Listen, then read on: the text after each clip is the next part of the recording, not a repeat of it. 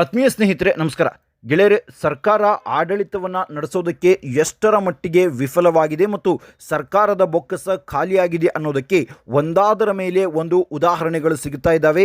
ರಾಜ್ಯ ಇವತ್ತು ಯಾವ ರೀತಿಯಾಗಿದೆ ಅಂದರೆ ಯಾರು ಕೂಡ ಹೇಳೋರು ಕೇಳೋರು ಇಲ್ಲ ಅನ್ನುವಂತಹ ಪರಿಸ್ಥಿತಿಗೆ ರಾಜ್ಯ ಬಂದು ನಿಂತಿದೆ. ರಾಜ್ಯದ ಬೊಕ್ಕಸ ಬರಿದಾಗಿದೆ.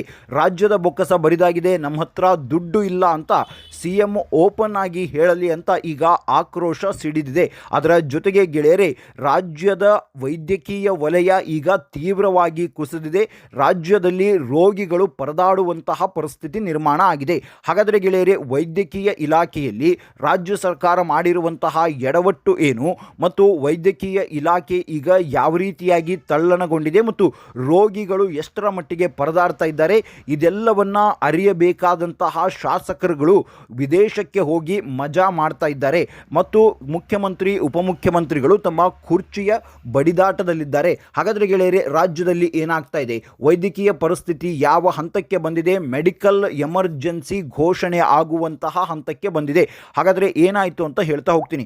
ಗೆಳೆಯರೆ, ನಿಮ್ಮೆಲ್ಲರಿಗೂ ಕೂಡ ರಾಜ್ಯ ಇವತ್ತು ಯಾವ ಪರಿಸ್ಥಿತಿಯಲ್ಲಿದೆ ಅನ್ನೋದು ಅರ್ಥ ಆಗಬೇಕಂದ್ರೆ ರಾಜ್ಯದಲ್ಲಿ ಮತ್ತು ರಾಜ್ಯದ ಕೆಲ ಇಲಾಖೆಗಳಲ್ಲಿ ಆಗಿರುವಂತಹ ಒಂದಷ್ಟು ವಿಚಾರಗಳನ್ನು ತಿಳಿದುಕೊಳ್ಳಬೇಕು. ಈಗ ಅನಾಥ ಮಕ್ಕಳಿಗೆ ಹಣ ಕೊಡೋದಕ್ಕಾಗೋದಿಲ್ಲ ಅಂತ ಹೇಳಿ 75 ಕೋಟಿ ರೂಪಾಯಿ ಅನಾಥ ಮಕ್ಕಳ ಹಣವನ್ನು ಈಗ ಬಾಕಿ ಉಳಿಸ್ಕೊಂಡಿದ್ದಾರೆ. ಅದು ಆನಂತರ ಗ್ಯಾರಂಟಿಯ ಹೆಸರಿನಲ್ಲಿ ಒಟ್ಟಾರೆಯಾಗಿ ಭ್ರಷ್ಟಾಚಾರ ಮಾಡ್ತಾ ಇದ್ದಾರಾ ಏನು ಅಂತ ಒಂದು ಕಡೆಯಿಂದ ಭ್ರಷ್ಟಾಚಾರ ತಾಂಡವ ಆಡ್ತಾ ಇದೆ. ಮತ್ತೊಂದು ಕಡೆ ಗ್ಯಾರಂಟಿಯ ದುಡ್ಡು ಕೂಡ ಈಗ ಬರ್ತಾ ಇಲ್ಲ. ಗೃಹಲಕ್ಷ್ಮಿ ಹಣದ 5,000 ಕೋಟಿಯನ್ನು ಎಗರಿಸಾಯಿತು. ಆನಂತರ ಆರ್ಥಿಕ ಇಲಾಖೆಯ ಮೇಲೆ ಹಾಕಿ ಮಹಿಳಾ ಮತ್ತು ಮಕ್ಕಳ ಕಲ್ಯಾಣ ಇಲಾಖೆಯ ಸಚಿವರು ಕೈ ತೊಳೆದುಕೊಂಡರು. ಸಿದ್ದರಾಮಯ್ಯ ಅವರಿಗೆ ಪ್ರಶ್ನೆ ಮಾಡಿದ್ರೆ ಸಿಡಿಮಿಡಿಗೊಳ್ತಾರೆ. ಈ ರೀತಿಯಾಗಿ 2 ತಿಂಗಳ ಹಣವನ್ನು ಆಲ್ರೆಡಿ ಈಗ ಎಗರಿಸಿ ಆಗಿದೆ. ಆನಂತರ ಏನಾಯಿತು ಅನ್ನೋದು ಕೂಡ ಗೊತ್ತಾಗ್ತಾ ಇಲ್ಲ.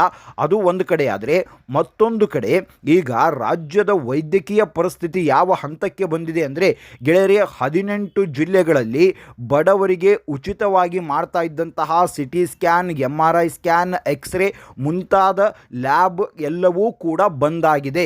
ಮೊನ್ನೆಯಿಂದ ಯಾವುದೂ ಕೂಡ ಕಾರ್ಯನಿರ್ವಹಿಸ್ತಾ ಇಲ್ಲ. ಮೊನ್ನೆ ಕೇವಲ ಕೋಲಾರದಲ್ಲಿ ಮಾತ್ರ ಆಗಿತ್ತು. ಆನಂತರ ಈಗ ರಾಜ್ಯದ 18 ಜಿಲ್ಲೆಗಳಿಗೆ ಇದು ವ್ಯಾಪಿಸಿದೆ. ಅದರಲ್ಲಿ ಪ್ರಮುಖವಾಗಿ ಕಲಬುರಗಿ, ಯಾದಗಿರಿ, ಬೀದರ್, ಧಾರವಾಡ, ಬಾಗಲಕೋಟೆ ಸೇರಿದ ಹಾಗೆ ಉತ್ತರ ಕರ್ನಾಟಕ ಮತ್ತು ಕಲ್ಯಾಣ ಕರ್ನಾಟಕದ ಭಾಗಗಳಲ್ಲಿಯೇ ಈ ಎಲ್ಲ ಸೇವೆಗಳು ಬಂದಾಗಿದೆ. ಯಾಕೆ ಬಂದಾಗಿದೆ ಅಂತ ಹೇಳ್ತಾ ಹೋಗ್ತೀನಿ. ಗೆಳೆಯರೆ, ಈ MRI ಸ್ಕ್ಯಾನ್ ಮತ್ತು ಸಿಟಿ ಸ್ಕ್ಯಾನ್ ಮತ್ತು ಲ್ಯಾಬ್ನ ಕೆಲವು ಸೌಲಭ್ಯಗಳನ್ನು ಕೊಡೋದಕ್ಕೆ ಕೃಷ್ಣ ಡಯಾಗ್ನೋಸ್ಟಿಕ್ ಅನ್ನುವಂತಹ ಒಂದು ಖಾಸಗಿ ಕಂಪನಿಗೆ ಟೆಂಡರನ್ನು ಕೊಟ್ಟಿರ್ತಾರೆ.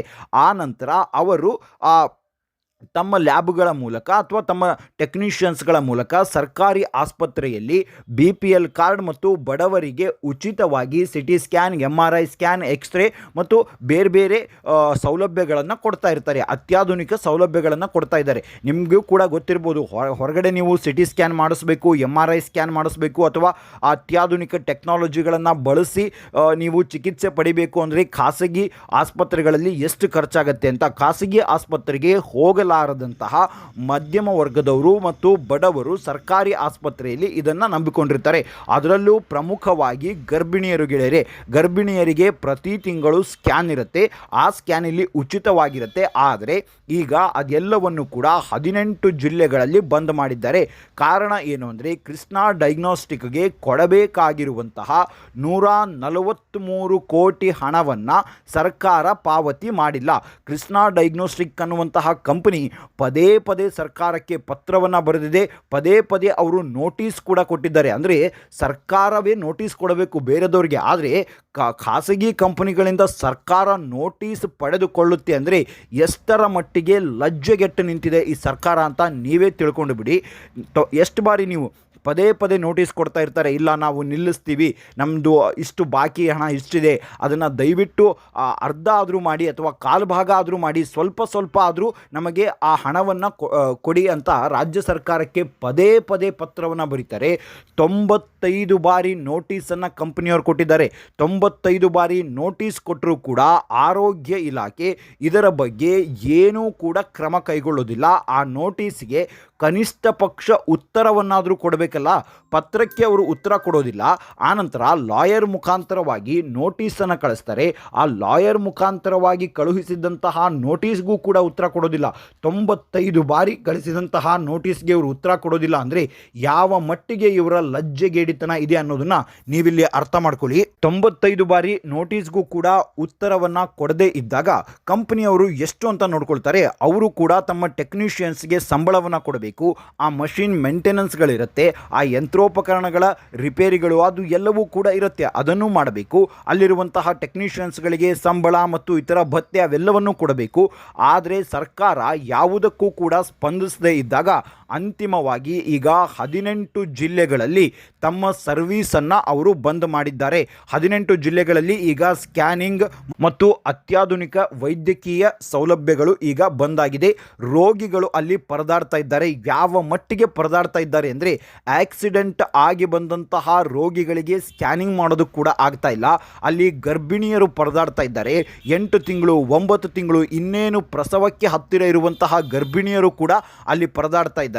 ಆನಂತರ ವಿವಿಧ ಎಮರ್ಜೆನ್ಸಿ ಇರುವಂತಹ ರೋಗಿಗಳು ಕೂಡ ಆಸ್ಪತ್ರೆಯ ಮುಂದೆ ಪರದಾಡ್ತಾ ಇದ್ದಾರೆ.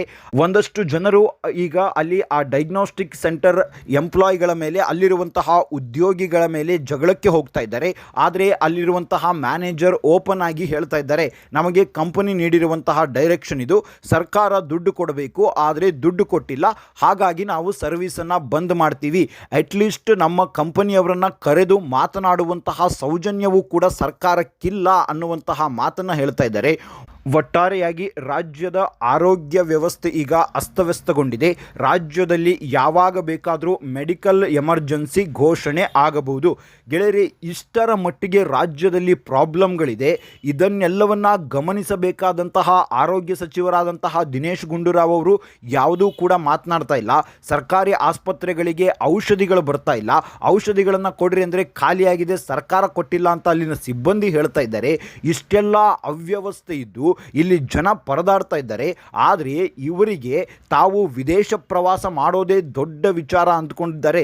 11 ಜನ ಶಾಸಕರು ವಿದೇಶ ಪ್ರವಾಸಕ್ಕೆ ಹೋಗಿದ್ದಾರಲ್ಲ, ಇವರಿಗೆ ನಾಚಿಕೆ ಮಾನ ಮರ್ಯಾದೆ ಅನ್ನೋದು ಏನಾದರೂ ಇದೆಯಾ?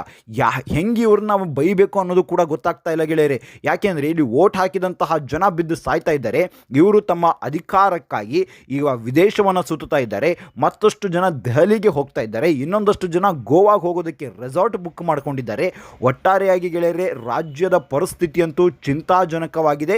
ಇನ್ನು ವಿರೋಧ ಪಕ್ಷದವರ ವಿಚಾರವಂತೂ ಕೇಳಲೇಬೇಡಿ. ಕರ್ನಾಟಕದಲ್ಲಿ ವಿರೋಧ ಪಕ್ಷ ಅನ್ನೋದೇ ಇಲ್ಲ. ವಿರೋಧ ಪಕ್ಷ ಇದ್ದು ಸತ್ತಂತಿದೆ. ಕೇವಲ 1-2 ದಿನ ಬರ್ತಾರೆ, ಪ್ರತಿಭಟನೆ ಹಾಗೆ ಹೀಗೆ ಅಂತ ಹೇಳ್ತಾರೆ, ಹೋಗ್ತಾರೆ.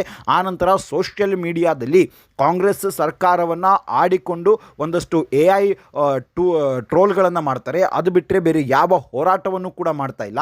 ಸದನದಲ್ಲಾದರೂ ಗಟ್ಟಿಯಾಗಿ ಕೇಳ್ತಾರಾ ಅಂತ ಅಂದರೆ ಅದನ್ನೂ ಕೂಡ ಮಾಡ್ತಾ ಇಲ್ಲ. ಒಟ್ಟಾರೆ ರಾಜ್ಯದ ಪರಿಸ್ಥಿತಿ ಹೆಂಗಾಗಿದೆ ಅಂದರೆ ಯಾರೂ ಕೂಡ ಹೇಳೋರಿಲ್ಲ ಕೇಳೋರಿಲ್ಲ, ಯಾರಿಗೆ ಏನು ಬೇಕಾದರೂ ಮಾಡಬಹುದು. ಈಗ ನಿನ್ನೆ ಶಿವಾಜಿ ಜಯಂತಿಯ ಮೆರವಣಿಗೆ ವೇಳೆಯಲ್ಲಿ ಚಪ್ಪಲಿ ತೂರಾಟ ಆಗಿದೆ. ಅದನ್ನು ನಮ್ಮ ಗೃಹ ಸಚಿವ ಪರಮೇಶ್ವರ್ ಅವರಿಗೆ ಕೇಳಿದ್ರೆ ಆ್ಯಸ್ ಇಟ್ ಈಸ್ ನನಗೆ ಗೊತ್ತಿಲ್ಲ, ಮಾಹಿತಿ ಬಂದಿಲ್ಲ, ತರಿಸ್ಕೊಳ್ತೀನಿ ಅಂತ ಹೇಳ್ತಾರೆ. ಆನಂತರ ರಾಜ್ಯದಲ್ಲಿ ಕಾನೂನು ಸುವ್ಯವಸ್ಥೆ ಹಾಳಾಗೋಗಿದೆ. ಇನ್ನು ರಾಜ್ಯ ಏನಾಗುತ್ತೋ ಅನ್ನೋದು ಗೊತ್ತಿಲ್ಲ ಗೆಳೆಯರೆ. ಈಗ ಕರ್ನಾಟಕದ ಪರಿಸ್ಥಿತಿಯ ಬಗ್ಗೆ ನಿಮ್ಮ ಅನಿಸಿಕೆ ಅಭಿಪ್ರಾಯವನ್ನು ಕಮೆಂಟ್ ಮೂಲಕ ತಿಳಿಸಿ. ಮುಂದಿನ ವಿಡಿಯೋದಲ್ಲಿ ಮತ್ತಷ್ಟು ಮಾಹಿತಿಯ ಜೊತೆಗೆ ಬರ್ತೀನಿ. ಅಲ್ಲಿವರೆಗೂ ಜೈ ಹಿಂದ್, ಜೈ ಕರ್ನಾಟಕ.